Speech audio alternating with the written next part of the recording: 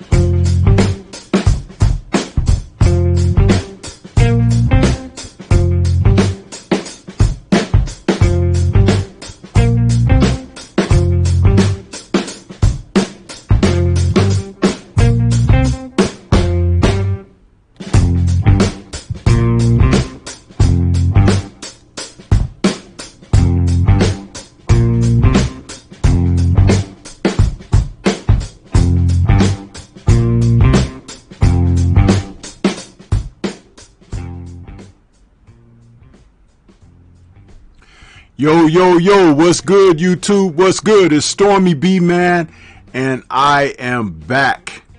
Welcome to the post-fight show with STORMYBMAN, where we are covering this evening's fight event that was on ESPN. It was the WBO welterweight championship fight between champion Terrence Bud Crawford and Special K Brook, scheduled for 12 rounds championship fight. And we are here to discuss this fight, which is just recently over with. And as we get into things, we're going to talk about what transpired tonight, what everybody had a chance to see after delay after delay after delay. I don't know what was going on with ESPN this evening, but they really put us in a spot. We didn't get a chance to watch a certain fight get its absolute conclusion, and it just wasn't fair how things panned out. But we'll get into that a little bit later. We're gonna go right on in and talk about the fight that was the main event, and that was the championship fight that took place between Crawford and Brook. And allow me to introduce my brother, Boxing Conversations with Reggie Owens, who also just witnessed the fight, had a chance to call it for you all this evening, and bringing them on in. What's going on with you, Reggie? How you doing, bro? Doing good, man. What can I say about Crawford, man? Doing good, though. Well, the thing is, I'm not gonna brag. I'm not gonna boast. I'm just gonna say a lot of people listen to this real quickly, because the man coined the phrase, and I can't disagree. Roger Mayweather said, people don't know ish about boxing. Okay? And you take it from a man who's a world champion, RIP to the brother. He's no longer around. A wonderful champion, as well as a even greater trainer, I believe. Before I start going into anything, I would just like to allow Reggie the floor, because he called the fight. He found things to be quite exciting, according to his verbiage and projection, which is becoming noteworthy. And I'm just going to allow him to take us back and capsulize this fight. Reggie, why don't you go ahead and tell the people about what was just witnessed here, in case they didn't tune in for whatever reason. Man, a good fight in the first two rounds, especially with the adjustments that Crawford had to make. Kell Brooks started out pretty good. He nullified a lot of what Crawford thought about coming into this fight to do. Is he couldn't really get off punches, like he stated in his post fight. He couldn't get his punches off. So Kell Brooks maintained proper distance going into those first two rounds, and he beat Crawford off the jab. He looked to be able to get his jab in there. I thought Crawford had the longer reach, but Kell Brooks boxed very well from the outside. Crawford would try to make the adjustments, try to get in a few shots, get countered a couple of times. He was able to start trying to establish working that right-hand jab after he switched to the southpaw stance, able to get some of those, lead right hands up over the top, going on the outside and over the shoulder to get that jab in there, finding a few left-handed shots. But Brooks is always right there to fire back with something. Brooks fought well. The moment where Brooks made the mistakes, and along with Crawford's ability to time stuff. Crawford has great ability to time stuff. He caught him with that nice little right hook, man, that wobbled the heck out of Kell Brooks. And like Kell Brooks stated, he never saw the punch. Punch landed solid. It made Kell Brooks hit a U-turn. Kell Brooks is going one way and bust a U-turn real quick. Made Tony Weeks fly out the way. Got him on those ropes and mixed in about 4 punches before the dude ended up dropping. The instincts of Bud to finish off a fighter is probably second to none in this division. He survives that count, makes it back from that count, and Crawford's right back up on him. And like Crawford said, man, he's stronger than what people think that he is. And it showed. Nobody's ever done this to Kell Brooks. And this wasn't no flop, no none of that. He caught him with a brilliant place punch. And it was, and even I was like saying, what's the name, has to maintain how he's fighting. He cannot lean in forward. He cannot move anywhere, because at some point, Terrence Crawford is going to explode on him. And Kell Brooks made that mistake, falling forward, throwing a right hand rather than shooting off with a jab, and left himself wide open. And can't knock anything about Crawford. Crawford was starting to make those slow adjustments, starting to come on, especially at that third round. He really started to pick it up and start to come on at that point. So, hats off to this dude, Terrence Crawford, man. He's a bad dude. Bad dude right there, man. Yeah. A lot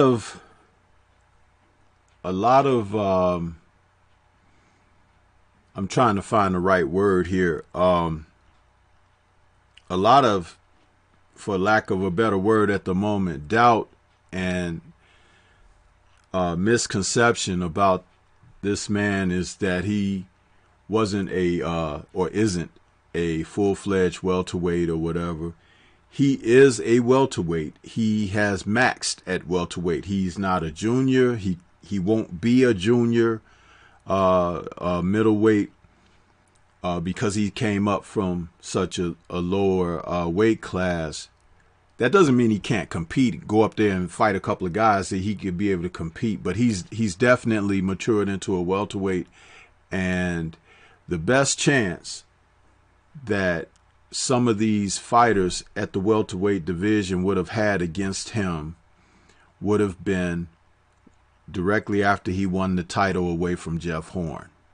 He's been allowed to mature into the weight, get settled, and he's steady and he's strong. He's stronger than he appears to be because everybody remembers him being the guy from the smaller weight class. Salute to Nate the Great out there with the super chat. He says, so happy to see you can get super chats. Glad to see the channel is growing. Bud did his thing. Smash the like button now. Yes, sir, Nate the Great. Appreciate your super chat, man. And thank you for the words that are resonating through the community right now. Bud did his thing. That's what I'm referring to. But again, I'll be a little bit hesitant to express my thoughts on this yet. We have another guest here. Brother Curtis Anderson, aka Kurt Sugar, has joined us, and I would definitely like to give Kurt a chance to express his sentiments on what we were able to see this evening. What's going on, Kurt? Welcome to the post-fight show, man. How you doing? Welcome, Stormy. What's up, Reg? What's up, chat? Welcome. Yeah. What are your thoughts, Kurt, on what we just had the opportunity to witness? Well, just like that Russian guy said in Rocky Ford, the political prime minister, when he said, anything he hits, he destroys. And that's Terence Crawford. And like you said, we talk behind the scenes a lot. And you said they let him grow into the division. Bud is a lot stronger than what people give him credit for. People kept saying how Kell Brook is so big and muscular. That doesn't equal into strength. Bud has strength. It's a huge difference. I don't care who's in the welterweight division. They said Horn was too big and rugged for him. You look what he pushed Horn around like a rag doll. This dude is a former wrestler. You know, that helps him a lot in the clinches. And Brook was having success. I say he will hit Bud with some right hands. It's not surprising that Bud was getting hit. He gets hit all the time against Hank Lundy, against Felix Diaz, against Gamboa, you know, but that's just who he is. And getting hit is part of the game. Wouldn't you agree, Kurt? And if a guy is too shy for contact, this is the wrong sport to be participating in. Well, like I said, I brought it up many times on our streams that some guys get hit and they fall to pieces, not only physically, but psychologically. It bothers them. It doesn't bother Bud. The cut didn't bother him. He don't care. Bud is the type of fighter that you can knock him down. And he has a lot of Matthew Saad Muhammad in him. I see that. You can knock him down. You can even knock him down a couple of times. In the same round, he's going to come back and knock you down. Knock him down. It's 1, 2, 3. He knock you down is 8, 9, 10. And he has that intangible, and that's an intangible you can't teach. Now, if Spence get past Garcia, they're going to have to make the fight. If he hits Spence solidly, Spence is going to go. If he hit Danny Garcia... Hold on 1 second, Kurt. I just want to acknowledge, shout out to Gregory X with a super chat donation, $5 holla. What's going on with you, Gregory X? Welcome to the post-fight show. I'm sorry, Kurt. Go ahead. And whoever he hits, man, and he's aggressive, and he has this maniacal look on his face, man. You see how he looked at Brook? after the fight, and now Barry McGuigan, and I don't know if you guys saw Andre Ward and Tim Bradley and the other guy was saying like he can fight in any era. Bud is a tough cookie, man, and he has skills. You can have some success, but who don't get hit? I've seen Pernell Whitaker get knocked down twice by this obscure Cuban fighter named Diabolos Hurtado and out on his feet against Mayweather. But Bud has that gear where and he hit him with a jab and his arm wasn't even extended and he hurt Brook. And now the naysayer is going to be like Brook wasn't the same, but Brook looked as good as ever. It's just that he was fighting against the pound-for-pound fighter. You knew he was going to get to Brook. And before I pass it back to you, I said my prediction on Blue Blood, I said it's going to be a tough 5 rounds, and then Bud going to break him down and stop him. But, he hit Brook earlier with that jab, and Brook never recovered. Bud is a bad dude, man. Watch out. Listen, man, you don't get paid overtime in boxing. I don't know if you guys noticed this or not, but since we went live here, I'm very subdued about my response to this fight, because I kind of have that look like, what? Simply what? Because there are many people who look at boxing through their personal lenses, but not the realistic lenses that boxing is presented under. The more you study the history, don't study knockouts and how many somebody knocked out and how much somebody weighed and things like that. You have to study the history of the sport, and you look at the character of the fighters. It is tremendously important. It is significant when it is coming down to someone being challenged, because you have people in the sport of boxing in this current era who want to avoid confrontation. They want to avoid challenges and adversity. Those men happen to be at the top of the sport a lot these days in many different divisions and weight classes, which is why you're not seeing certain fights take place right away, because these men are enjoying the spoils of success, the notoriety, the acknowledgments and everything, but they don't have the fortitude that is built to last when you're talking about championship. Look at Keith Thurman. On the way to becoming a champion, he looked like somebody to take note of.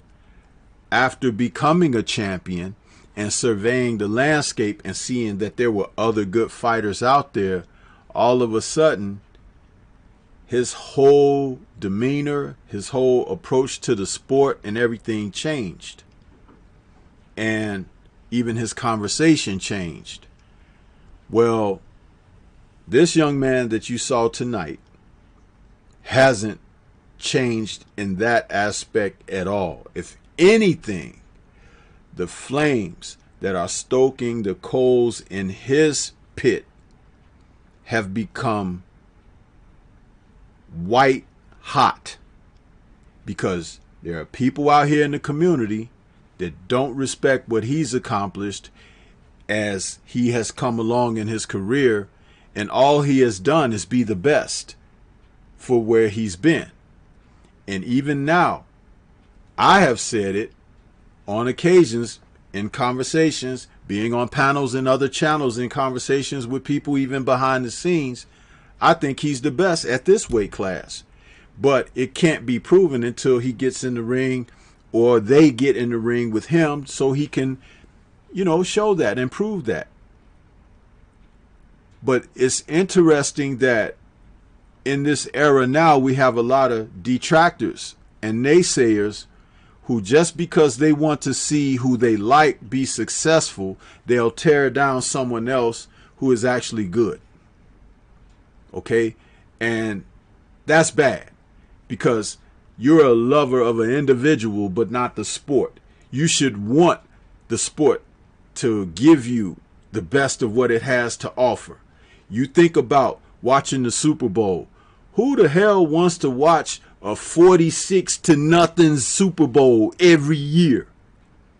You want to see people compete.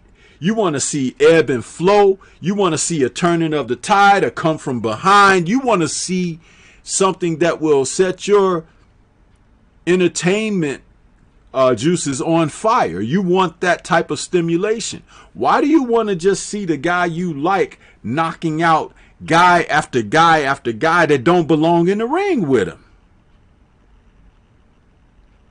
By the time this is done, this man who fought tonight will have accomplished a great deal, but at the same time, nobody will still have any appreciation. Maybe 4 or 5 years after he's retired and gone on to the wayside, then they'll start saying, you know what, but Bud Crawford was good though. He was special or whatever. Again, not giving a person their flowers while they're alive. I want to bring Reggie in to say some more. Go ahead, Reggie. Yeah, people got to cut that bull crap out, man, and the fandom that people bring about, and especially, like you said, people amongst the community who I always heard speak about the pack-tard. It's a lot of pack-tardist type crap that goes on amongst the brothers and stuff as well. But this dude, Bud, he has to get his credit. I always respected Bud, but there's things about Bud that I held into some personal thing, being with the way he carries, but inside that ring ain't nothing I can ever knock. I don't test, I don't question his resume or none of that stuff. But after seeing this one, with this being a step up, can't nobody use the excuse of Kell Brooks being an injured fighter, past prime fighter, because he's not none of that. He'll give a clean test to any of these guys. This stoppage wasn't a stoppage based on his eyes. When he went in there, he fought Earl Spence. He gave Earl Spence one of the most competitive fights Earl has ever been in, besides the eye bracket thing. Same thing with Triple G. This dude, Kell Brooks, is a great test, and he was a great test going on early on for Terrence Crawford. Real good test for Terrence Crawford. And what Terrence Crawford did was he struck. He struck, showed where his power range is at, and his power range is in every fight that he's in. I mean, it's nothing you can take away from this dude. Can't be called small, can't be called any of that dude. This dude can only be called one of the best within the division, one of the best of this era, and a champion at that, man. This dude is it, man. You can't hate on him, man. No more questions, man. No more questions on who was the opponent on the resume. He is who he is. And even in a fight with Earl Spence faces the same issues going in here with this dude. This kid can crack. He can crack and he can box. I mean, it ain't too much. I can't knock this dude, man. Can't knock him at all. And I won't ever put no money up, even no matter how big the odds are against him. I ain't wasting money like that no more. But this kid is who he is, man. He's a bad dude. He needs to be respected the same way people respect their favorite fighters. He deserves that same level of respect. And some people are even trying to knock him because he's talking about taking this Manny Pacquiao fight. I mean, why knock him? Let him take the damn fight. Let him take the belt away from him as well if he can get the fight. But that doesn't mean that, because people are going to already start this, he's ducking this guy and he's already talking about fighting Pacquiao. Well, Earl was doing the same shit, trying to fight Pacquiao. Everybody's trying to fight Pacquiao. The fight comes through for somebody. If that's who Pacquiao chooses, then let it be. Otherwise, he'll go into that Earl Spence fight. But according to what the December calendar says, Earl has himself a fight to be locked into. But we'll see what happens with this one. Most people want to see that Earl Spence fight, but I think Crawford is worthy enough of taking the kind of what people's always labeled as a torch passing type fight.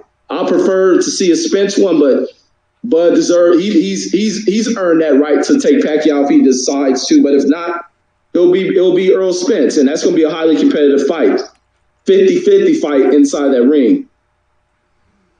I'll tell you right now that if he gets a Pacquiao fight, the Pacquiao fight ends a lot like this one, and in under the distance as well. Freddie Roach knows it, Bob Arum knows it, Bud Crawford knows it. But if it is for him to get a good payday like he is deserving of, so be it. The fact that Bud takes the position that he takes with the community as far as us and we, you know, what we do in our approach, that doesn't bother me. He has a right to feel how he feels. Why I tune in and pay any attention to Bud Crawford is because he's a professional fighter.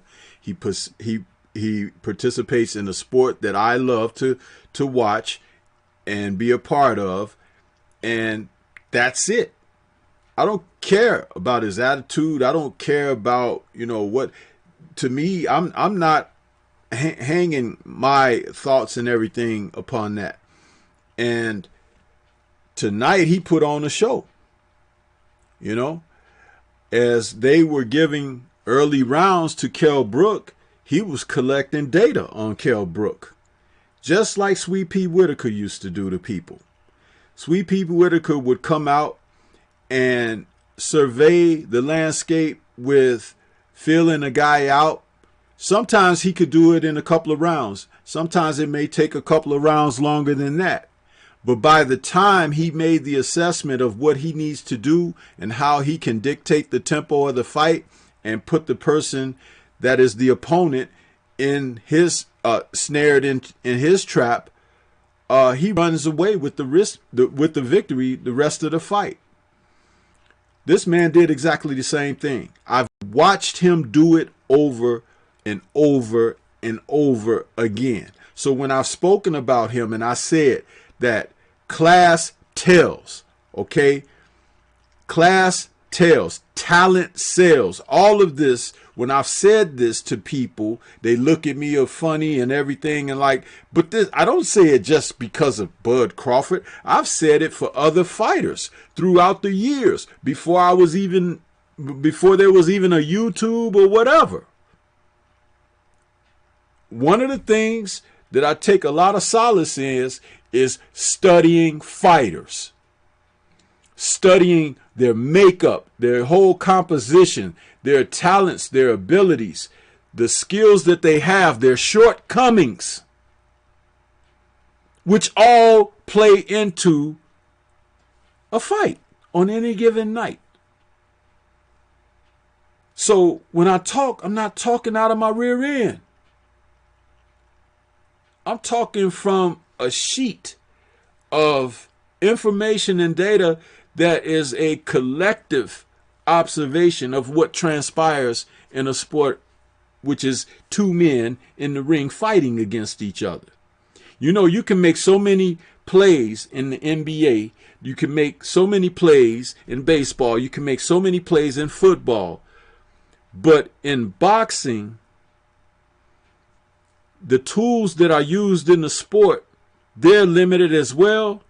But one thing you can't limit is what's inside of a person. Because if it's the trimmings of a mustard seed or something as vast as the universe, as far as a man's heart, you never can know what that is until you see them. And that is what's significant when it comes down to things like this. Kell Brook knew what he was in the ring with, but he tried to give you all a great poker face. He tried to give you all a false sense of bravado. It didn't work with Bud Crawford. It didn't work with him. When they had the weigh in and they were standing across from one another and they were talking and everything, some people might consider that banter. Bud was working himself into that zone that he needs to go out there and do what he did tonight. Take note. And that's not that he's the only one that does that. I'm not saying that. But what I'm saying is Kell Brook was dealing with a different entity, man. People said when this fight was over, I listened to him a little bit before I walked away from my TV. They said, you know, Brook was probably one of the best fighters that Bud been in the ring with. No, that's totally wrong.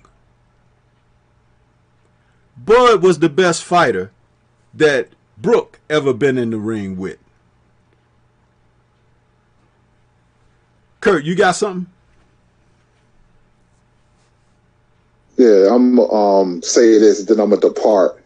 But I just had to get on the show because people really don't understand the nooks and crannies of boxing. They only know the basic essentials. You have to study the fighter outside the ring as well as inside the ring. And just like you, I too take solace in studying fighters. I watch the same fighter for hours upon hours, and I break down his strengths and weaknesses. And when I first saw Bud, I said, man, this guy can fight.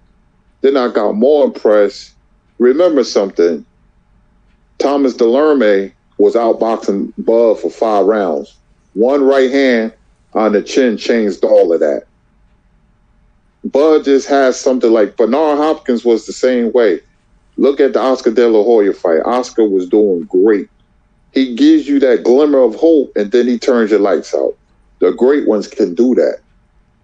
Sugar Ray Robinson was the same way. Sugar Ray Robinson was in a lot of tough fights, but you knock him down like Tommy Bell and Rocky Graciano. Then he turned your lights out. That's something that you can't teach. Terrence Crawford has that ability that he can make adjustments. He has that meanness. The cut, it didn't even bother him. He told Andre Ward, Dre, I'm a lot stronger than they think I am. You heard him? When he was yelling, I'm a lot stronger than they think I am. This dude is a born fighter. When his mother says, I used to give kids $10 to beat up Bud and all of them fell, listen to that. Bud just got this thing inside him, man, where he a fighter and nothing else don't matter. I'm enjoying him. And to me, his resume don't look too bad now. Knock out Brooke, knock out Khan, knock out Gamboa, beat Victor Postol, beat Delerme, beat Prescott. Good fighters. That's 8 straight knockouts at welterweight. They let him grow into the division. But I'm just going to conclude, and we'll talk again, Stormy. I'm going to go to sleep. I need my Grandpa Simpson sleep. I'm going to salivate this one. I'm going to look at the fight again in the morning and break it down. I knew Kel would have success. They all do. Hank Lundy and Thomas Delerme and Felix Diaz, but you in the ring with an animal, man. And sooner or later, when that data is downloaded, he going to get you. That's all I have to say, man. Enjoy your show, you and Reg and chat, man. I'm going to get some sleep, man, and we'll talk. Thanks for stopping through, Kurt. Appreciate you, man. Yes, indeed. Peace.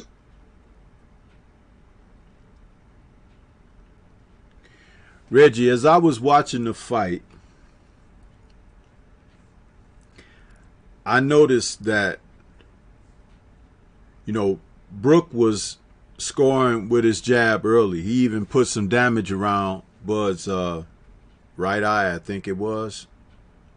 Might have been the right eye. Could have been the left. I know one of the eyelids.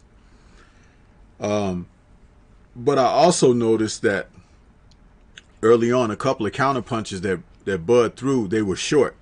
So that meant that he had to get closer. In the midst of those counter punches,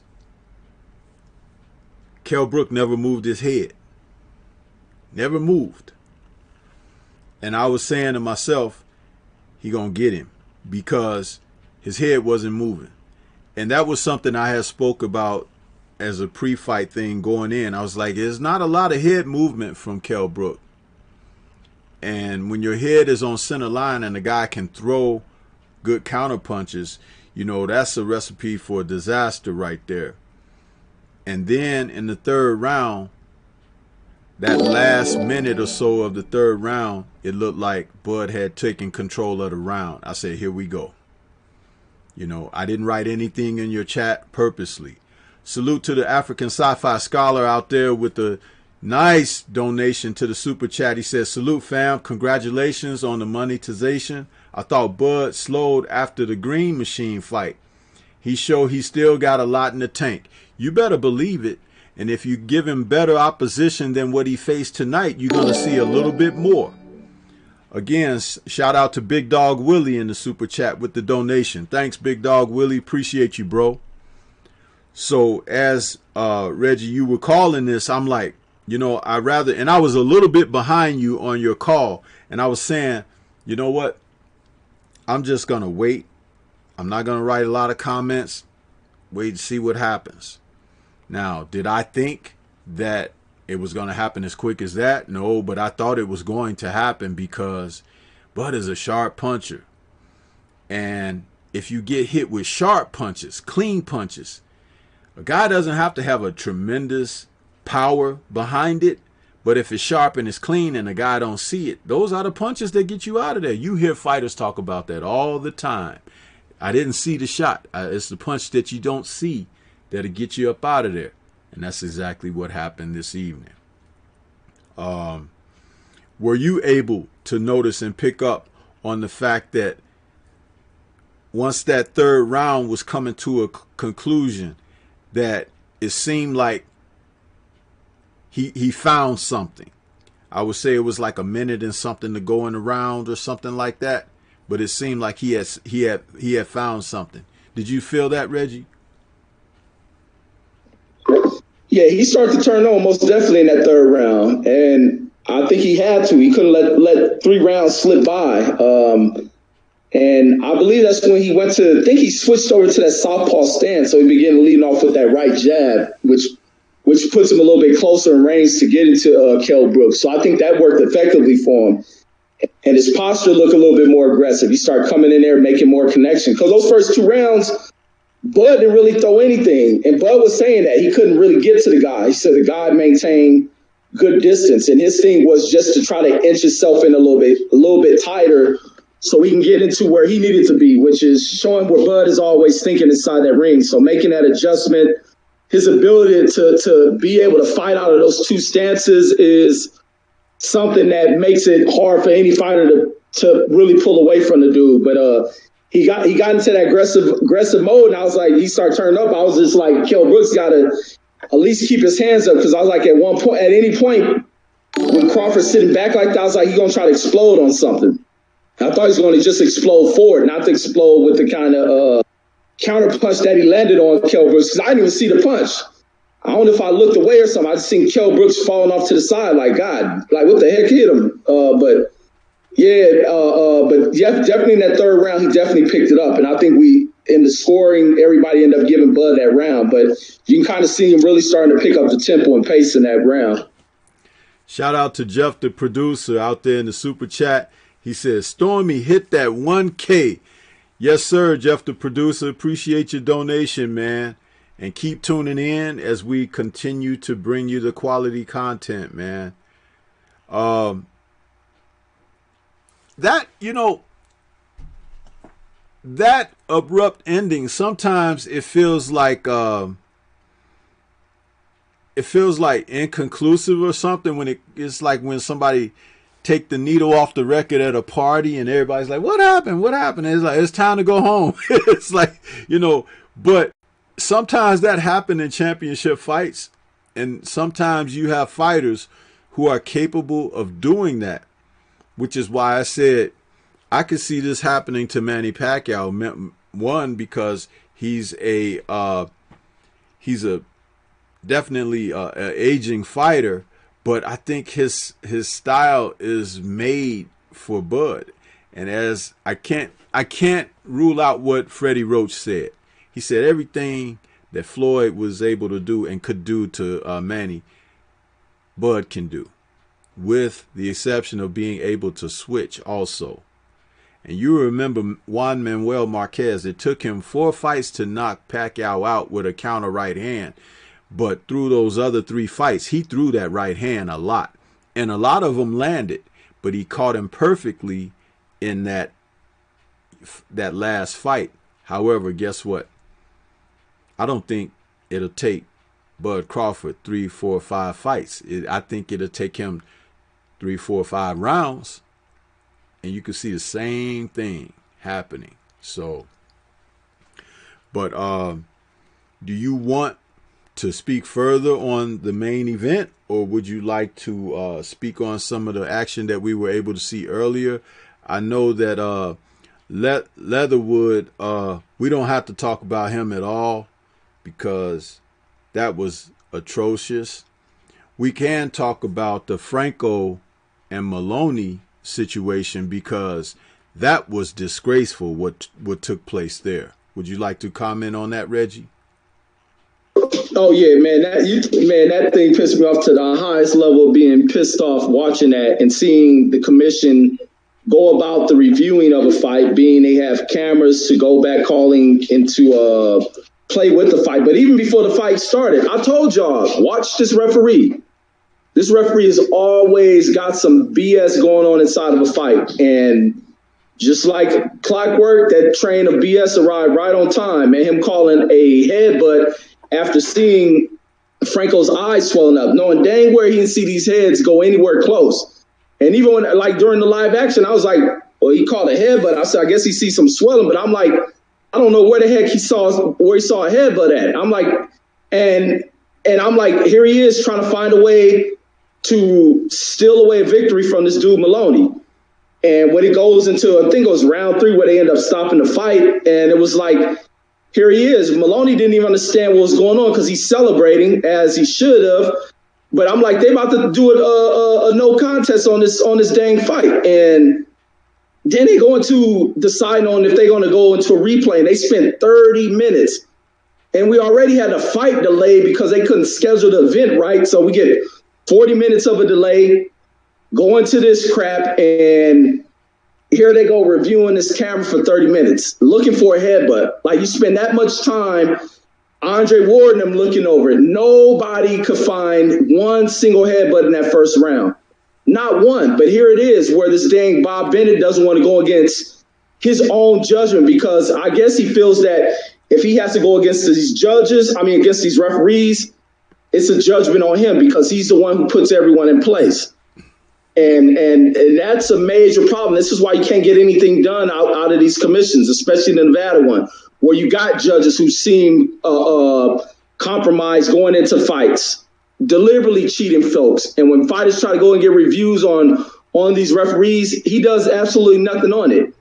And even if we're Wilder talking about what happened in his event, he ain't gonna get nothing out of it. Especially watch this dude sit there and watch a camera for 30 minutes, 3 minutes of a first round.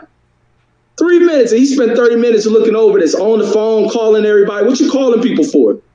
Like, none of this stuff makes sense. And this dude went in there, like he said, he dedicated 5 months to a training camp, came in the best shape of his life, and he beat the brakes off of this dude,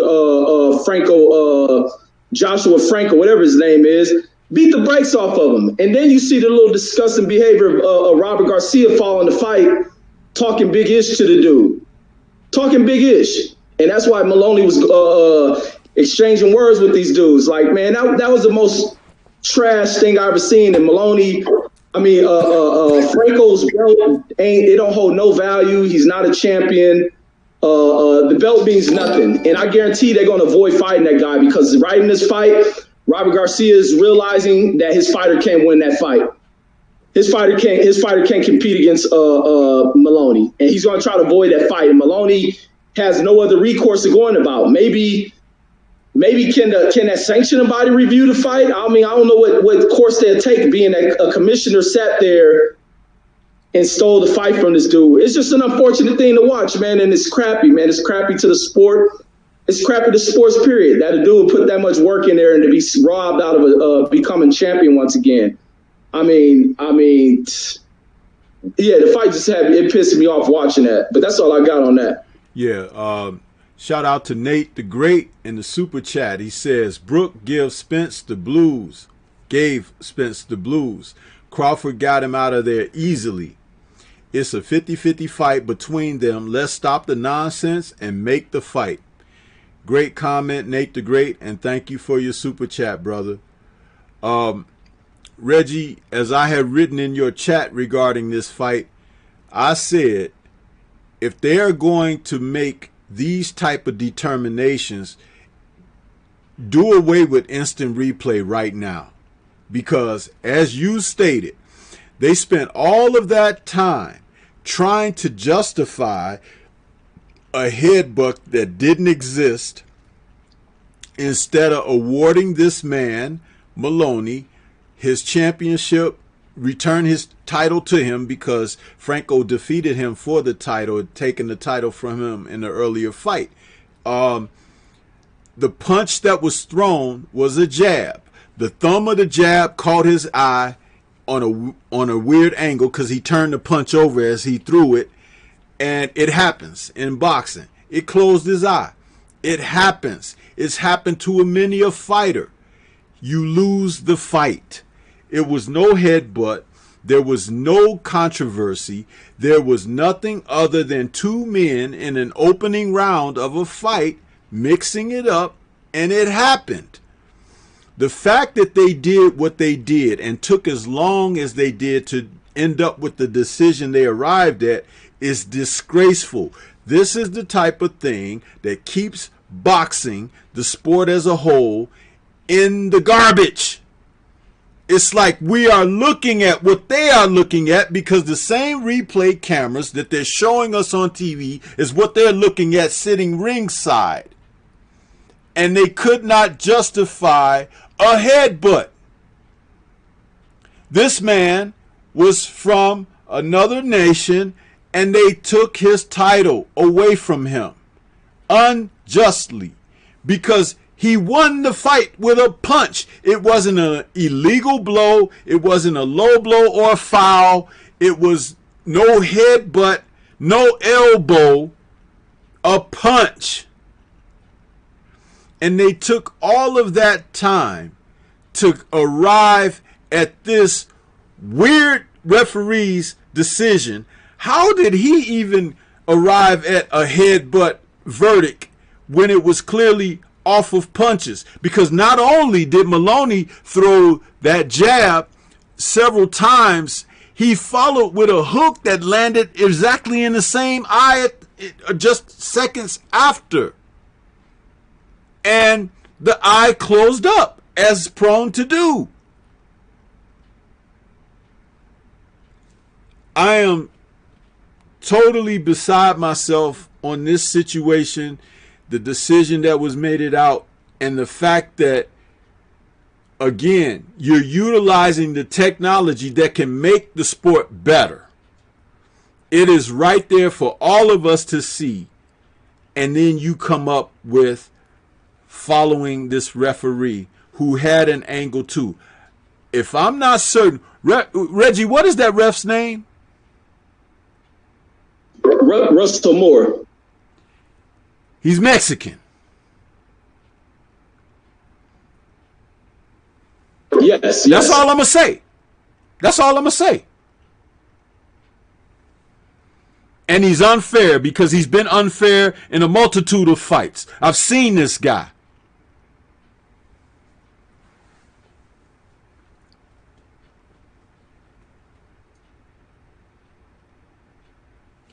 We can move on to another fight. How about Greer in his match, Reggie, against Rodriguez? Hey, that shaped out to be a good fight, man. I thought Greer was going in here to get whooped on, man. He came, and it was crazy, man. Salute to Shakur Stevenson. I can't believe Shakur sitting there coaching, man. This kid trying to put on all sorts of hats. I mean, what is Shakur, 23, 24, and coaching somebody in a fight, man?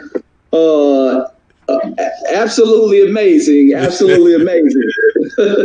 But to see Greer in there, going in there, starting that first round, and it's funny because what worked in the first round and failed him ends up working later in the fight. That's crazy how things work out. But him going in there, starting out a little bit, working off that jab on the outside, and then he gets pulled into an inside fight. Think he's going to go in here and work on this dude because early in his career when he's getting all these knockouts, this is how they were coming. Going in here, banging on people on the inside, trying to utilize his power. That Palena fight showed him that it's different up here, and he was making a mistake going in here trying to trade and exchange with this dude, Rodriguez. Rodriguez ended up winning that fight. Rodriguez came in there stronger, was beating the heck out of Greer in that first round, beating him to the body, had his nose busted up, teeing off on him. And then we get to see the instructions from Shakur telling him when he throws punches, he needs to move out, slip out to the outside. Going into that second round, he tried to box. Then Rodriguez showed he was a better boxer and started really still teeing off on Greer. Had Greer moving around. About the first 4 rounds, I think I ended up giving to Rodriguez. But then right at that moment in the 4th round is where Greer brings it right back to what failed him in the first round, because going from the first to about the 4th round, Greer was also working to the body as well. Going into that, I think it was the 5th round is where Greer went back on the inside, started unloading, unleashing to the body, working back on the inside, firing off hooks. And by this time, you start really seeing Rodriguez fading away. Hands dropping, leaving himself open, and Greer was just able to work on him. And then, utilize a little bit of outside boxing, go back on the inside, mix up on him, and had Rodriguez backing up, had Rodriguez against the ropes. And it was funny how that changed, but being a 8-round fight, he just ran out of room to kind of capture this victory. And I had it even like the judges had it. One judge, I think Adelaide Bird, ended up giving it to Rodriguez, but it ended up being majority draw. I forgot what they call that. That kind of judgment makes no sense to me. But it ended up being called a draw. But that's all I got on that one. Yeah, I thought when he started working, when he closed the distance and got in Rodriguez's grill, he did very well because he had faster hands and he was in a position with his little short arms to get those shots off to the body and everything. Whereas from the distance and mid-range, Rodriguez had the advantages, right? And by closing that distance, he did enough in those subsequent rounds to close the gap that of the lead that Rodriguez had built early in the fight. Now, this is the thing that I thought about the final round. He should have went for it in the final round. Well, it was 8 rounds. It wasn't like they were gonna have 2 more rounds to go or something like that. So he should have went for it in that round. The reason being was because by it being a shorter fight and the lead that Rodriguez got off early, you just can't trust the judging on it. And by not going for it, he did, do well in the 8th, but he didn't sell out. He didn't try to go and get the guy out of there. He should have made that type of effort or whatever, because finishing strong like that would have swayed that decision his way. I just didn't like the fact that he didn't do what he needed to do in that. And that's something that they could work on when they go back to the gym, as far as having a strategy and game plan going forward. But it turned out, like you said, to be a good little scrape, between these two guys. And they were matched up well. And early on, he didn't look like he was handling Rodriguez's jab and pressure. He wasn't handling that well at all. But it was good to see him make the adjustment. Hopefully that was something that Shakur told him, because if that was, then that shows a tremendous insight on the behalf of Shakur, because at him working the corner like that, I was impressed. I was like, hey, not that he shouldn't know what to tell the guy. I'm sure they're in the gym with each other and things like that. But like you said, when you can wear many a hats, why not? And Shakur is a very young champion himself, a young fighter participating in the sport. And that could very well parlay into something that he can do going forward when he's not fighting, to help keep himself engaged, as well as learn the technical aspect of the game from a different seat. That's awesome. I love that.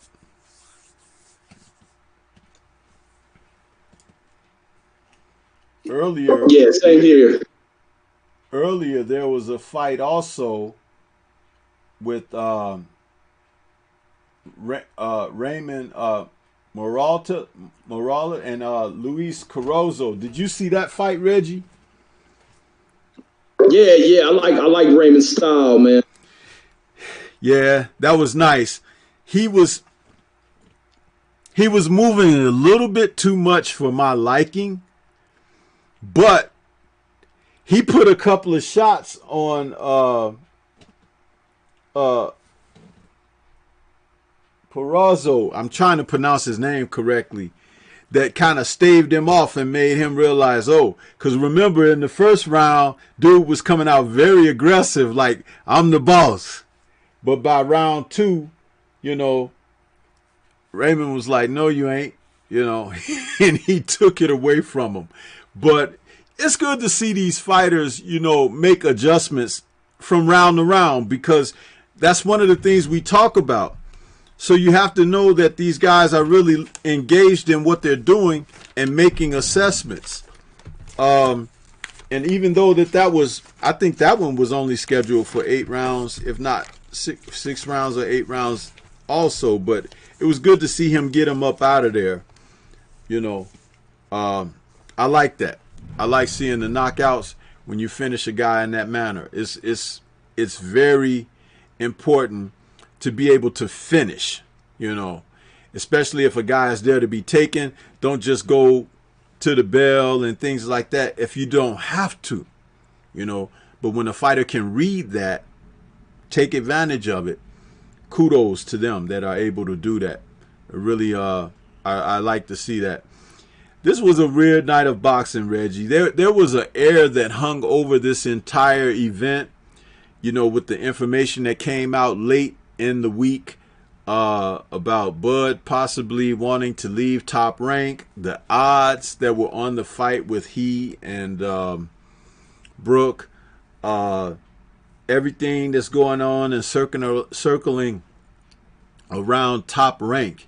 There was even rumors of the fact that if Brooke could pull this fight out, Bob would make a fight with Manny Pacquiao and stuff like that. It's like, really? And Bob ain't trying to make a fight with Manny Pacquiao with Bud, but, you know, he's hanging that over, you know, Bud's head that if this guy wins, he'll let him get that fight. It's like, really? I don't know, man. That may have got Kell Brook whooped more than anything. Bob, if there's any truth to that about Bob. What are your thoughts when it comes down to that, Reggie? Man, I don't know. It's hard it's hard to gauge what's going on with these cats, man.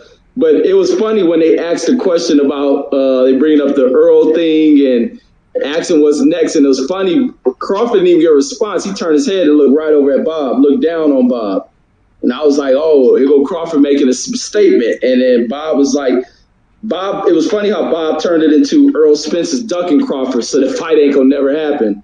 But I don't know. Everything over there is strange when it comes to what they want to do for Crawford. And Crawford's best bet is to talk about the move away. But I don't think his contract ends until October of next year or something like that. So whenever it is, he better find a quick exit up out of it. And I don't know why he's dealing with Bob Arum to get the fight.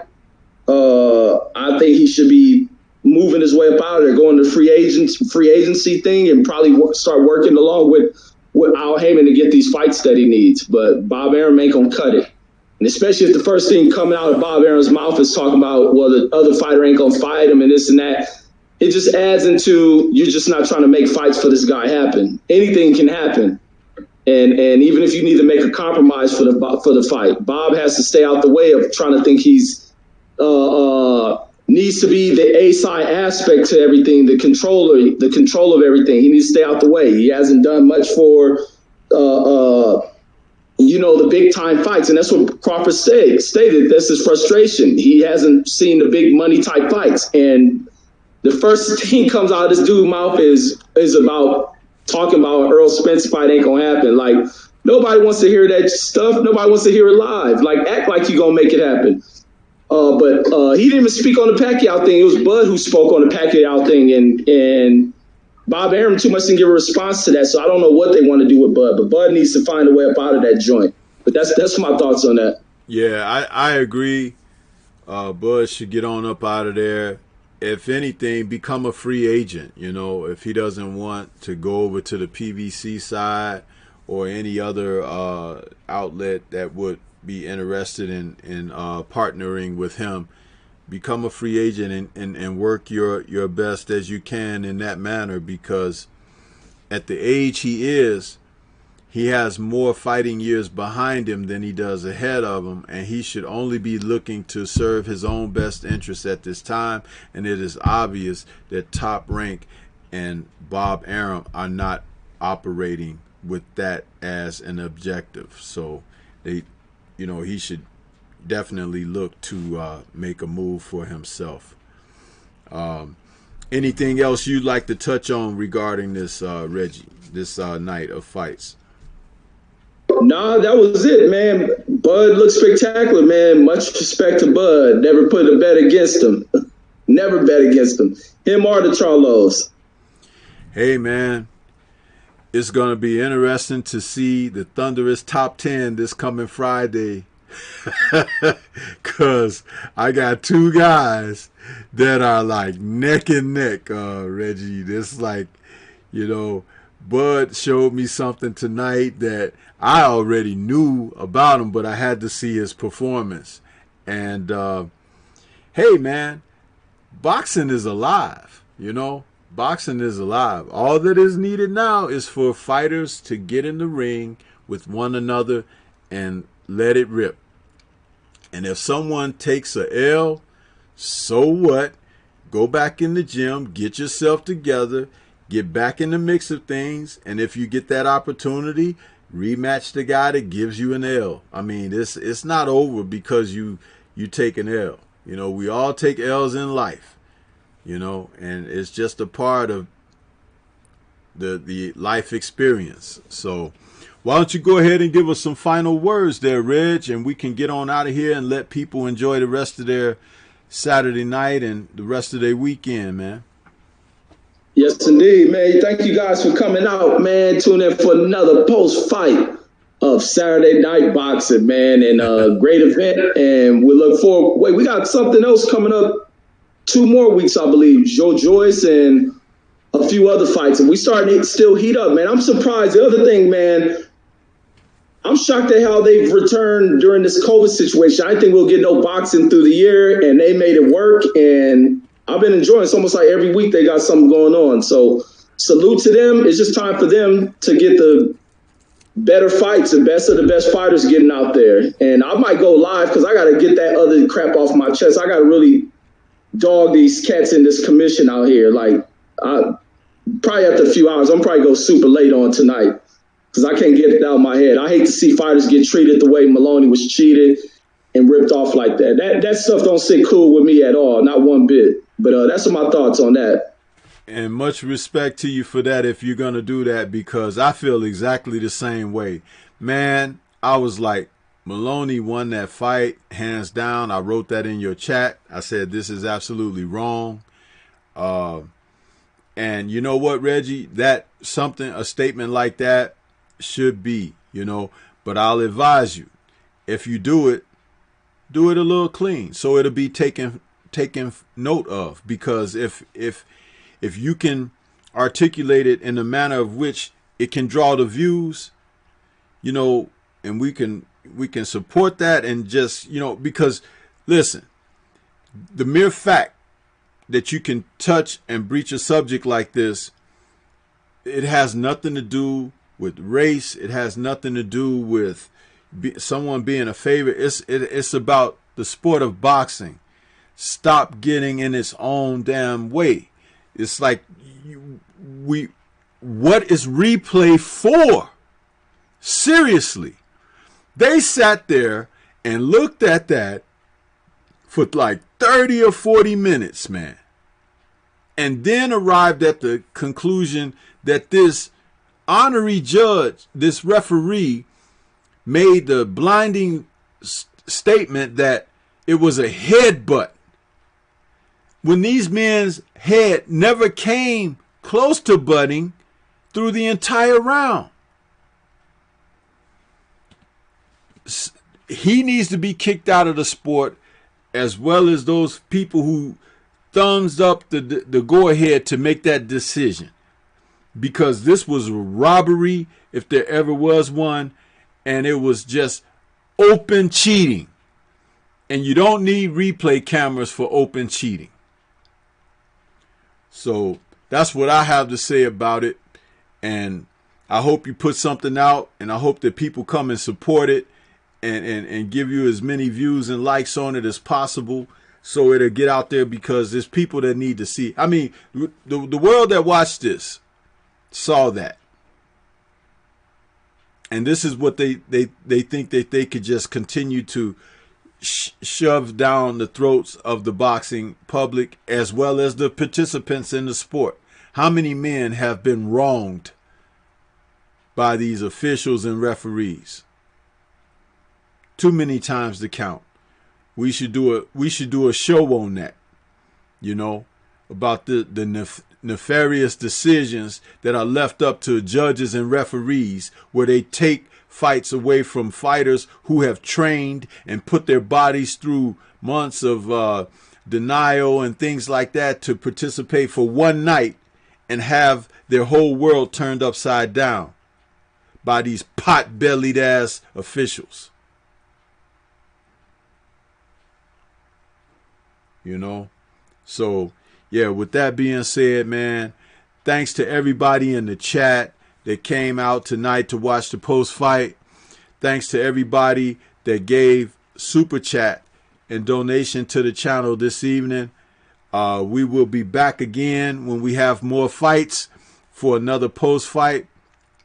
But for my man, Boxing Conversations with Reggie Owens, and don't forget to go subscribe to Reggie. He has a new channel because the old channel was taken down. So we need to get Reggie's subs back up. And I'm going to put Reggie's link in the chat here so everybody can sub to his current channel. So just please don't forget to go over there, support the brother. I know a lot of you were subbed to him initially, but you know that channel is no more. So he's got this new channel now. So we need you all to go over there and just hit the subscribe button and the bell notification button for Reggie. That's his link there in the bottom of the chat there. Please show the brother that love by going over there and re-upping with him, because Reggie had like 2,000 subscribers or something. So I know we got to get those numbers back up for him and get that support back up for him on his channel.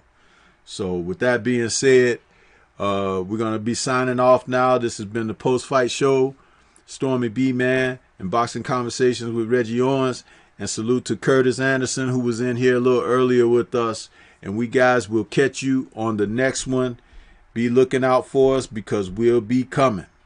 Peace.